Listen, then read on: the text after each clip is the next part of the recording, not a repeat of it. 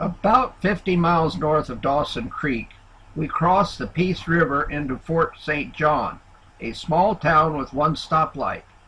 Their main industry is supporting the oil and gas fields, along with some agriculture. Traveling straight north another 230 miles is Fort Nelson, passing a couple of wide spots in the road. On a trip like this, one never knows what new sights will delay the trip, especially in small towns like Fort Nelson. Here is probably one of the largest museums displaying all phases of early Canadian life, which also parallels our early history in western United States. This complex covers at least 8 large buildings on over 5 acres. All the buildings are crammed full of antiques and everything is squeaky clean and polished. They also have the largest collection of artifacts, vehicles, and equipment used on building the Alaska Highway. For over 100 years, this family has accepted anything and everything to add to their display, starting with a tribute to the Alcan Highway and a memorial to the surveyors. We briefly highlight some of these displays. And here is the tribute to the surveyors. As we go along, we find some huge pieces of equipment on display. Of course, an old Model T.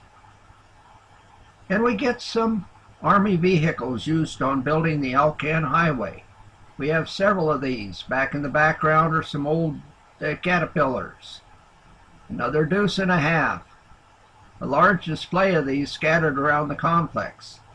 They also have quite a display of old farm machinery. Yes, all kinds of farm machinery, sheds full of them. Just a few of them. Here's a binder for binding wheat. And then we go inside to some of the buildings and look at just a huge amount of stuff they have collected in every walk of life. There's chainsaws, a history of the chainsaws. I don't know some of this that they have there. I don't know all of them. There's an old-time wash machine.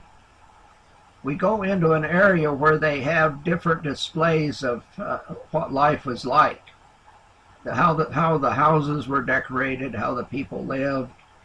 There's a number of these rooms. I'm only going to touch on a few of them.